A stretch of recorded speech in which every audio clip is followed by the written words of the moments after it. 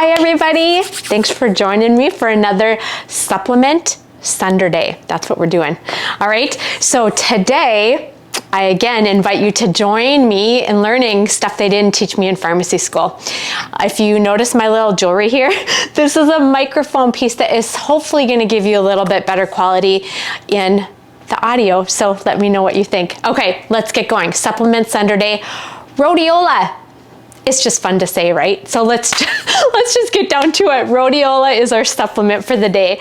So again, what is it? Well, it's an adaptogenic herb. Here we go again, right, Kelly? What is an adaptogenic herb? Okay, so adaptogenic herbs are herbal pharmaceuticals. Okay, so they work to counteract the effects of stress in our bodies. Yay, that sounds like a fantastic thing. Okay. Where's it found? Okay, rhodiola is grown in cold mountainous climates, so places like Europe and Asia. Now, it has been studied in Sweden, Norway, France, Germany, Soviet Union, and even Iceland for over 45 years. But rhodiola is pretty new in the United States market, so it's pretty new to us. Now, it's also called Arctic root, for good reason, that makes sense, right? And golden root. It contains over 140 active ingredients in this rhodiola, okay? Now, how does it work? Let's talk about how it works. Well, we talked about stress, right? That's what it's counteracting. So let's talk about stress too and get a little background on what happens when we get stress in our bodies. So stress affects our central nervous system, and it affects our hypothalamic pituitary adrenal axis. So I'm going to be calling this the CNS, right? And then the HPA axis is what we're talking about. So when we talk about the central nervous system, what that does, it increases norepinephrine, dopamine, serotonin, and other neurotransmitters, okay? Those are neurotransmitters, plus there's few, but those are the well-known terms you've probably heard of before, okay? So what they do is they speed message centers in our brain, so like the transit of messages in our brain. Now, it stimulates that in two different areas. So it stimulates it through the cerebral cortex and through the frontal cortex. And these having to do with thinking, analyzing data, calculating stuff, paying attention, remembering, learning, okay? Now, let's talk about the other part of it. So that was our central nervous system aspect. Now let's talk about this HPA aspect.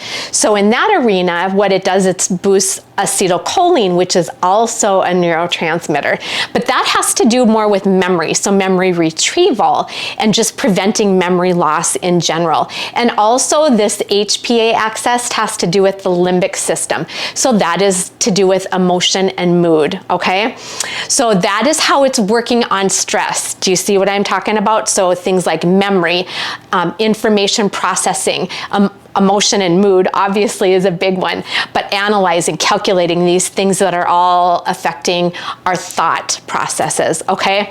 So it's kind of curious how it's a double whammy going on there when it has to do with emotional soothing and our cognitive stimulation in both of those arenas. Okay, so now let's talk about what it does. What in the world does this actually do in our bodies?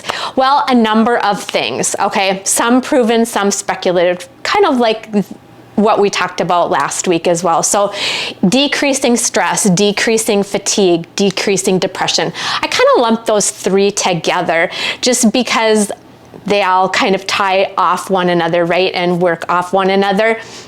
So when we're talking about like improving burnout symptoms, even when we talk about stress. Now, in a human trial, when they had used the rhodiola, they saw results within 1 week for stress and depression. Decreased fatigue. That was another thing that rhodiola helps with. And again, in human trials, they saw results within a week where there was a better quality of life because people are getting more sleep, I would imagine, right? If you're not so wore out and wrung out all the time. And it also helping with mood and concentration. And this is all tied into the depression, which I kind of lumped together as one thing here. So balancing those neurotransmitters in our brain. Now, in a random study they did, this is kind of interesting, especially to me. Okay, so they took sertraline, which is Zoloft, an antidepressant, very common antidepressant, and then rhodiola, and then a placebo, meaning it's a sugar pill, but people think they're getting something, right?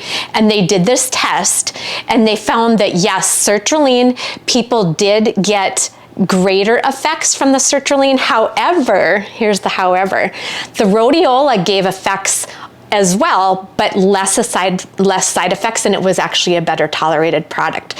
So again, that's pretty interesting to me, right? Side effects are a big issue with a lot of medications out there. Okay, so now let's move on to the next thing. So increased in brain function is another thing on the what it does, okay? So studies show increased mental performance, which is very promising in these studies.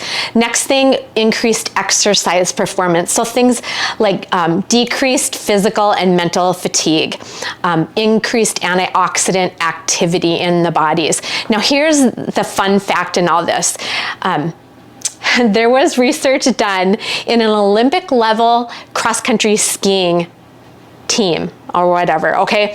So in this team, when they're given the rhodiola, they showed improvement in their maximum workload, in their endurance, in their coordination, all these things. So that was pretty interesting. Now, again, in our arena in the United States, it's pretty preliminary studies. That was a study that was done overseas someplace. Okay, another thing that it helps with, can help manage diabetes. This is more speculative yet, more studies need to be done, but in the studies they have done in animals, that is what they're showing.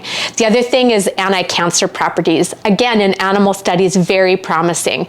And the last thing, it has protective functions against our immune system. So it's got antiviral properties, and again, it inhibits growth of cancer cells. So that is really encouraging and promising, right? As the United States does more of their own studies and kind of maps them up and cross-references them with studies that have been done overseas. So what do we avoid? Okay, so if we want to start getting on a rhodiola product, so much fun to say. What do you want to avoid? What do you want to be sure you're not going to get yourself into trouble with? Well, over-the-counter products, you need to be concerned about stimulants as well as stimulants that you'd get by prescription. So over-the-counter stimulants, ephedrine, pseudoephedrine, Sudafed, and PPA, phenylpropanolamine. So any of basically the nasal decongestant products is what you want to be watching for. You should not be using those, at least long-term, in combination with the rhodiola. And of course, stimulants by prescription, ADHD meds, those types of things. So those would be a no-no if you're gonna be using rhodiola on any type of long-term basis, okay? So that's what you want to avoid. And how much do we need to take? That's the next question. Well, generally speaking, 100 to 150 milligrams. There are some catchphrases though you'd want to be looking for on those packages if you're looking to supplement with just straight rhodiola. So you'd want to be sure it's a standardized version, and you'd see that on the packaging, and it should contain something called a Rosaven. Like I say, there were 140 compounds active in this thing. So Rosaven was one of them, and the other was the cylindroside. And the cylindroside was the compound that we talked about, or that I didn't mention, but in the last two things when I was talking about helping to manage diabetes and helping with the anti-cancer properties, that is the compound responsible in those arenas, okay? Now let's talk about what Plexus has to offer with rhodiola. So rhodiola is in one of their products, and it happens to be the Metaburn. Love the Metaburn. Metaburn, when we talk, and until I really started looking and breaking down this one individual ingredient, I get very much, rather than physical, I get the mental, okay? This really helps me stay in the zone and gives me mojo. So I do notice that with the Metaburn, and of course there's a lot more to this Metaburn, but for me, I think it's that rhodiola that is really giving me the focus and giving me the concentration that I need. So I love this product.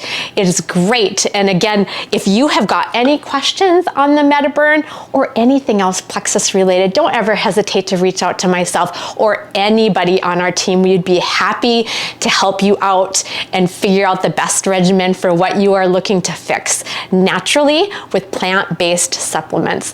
Well, thanks again, you guys. I hope you've enjoyed this. I hope you've learned something along with me, all the things I didn't learn in pharmacy school. And I hope you're enjoying this kind of new little series that we're working through as we discover more and more about natural supplementation. Have a great rest of your Sunderday.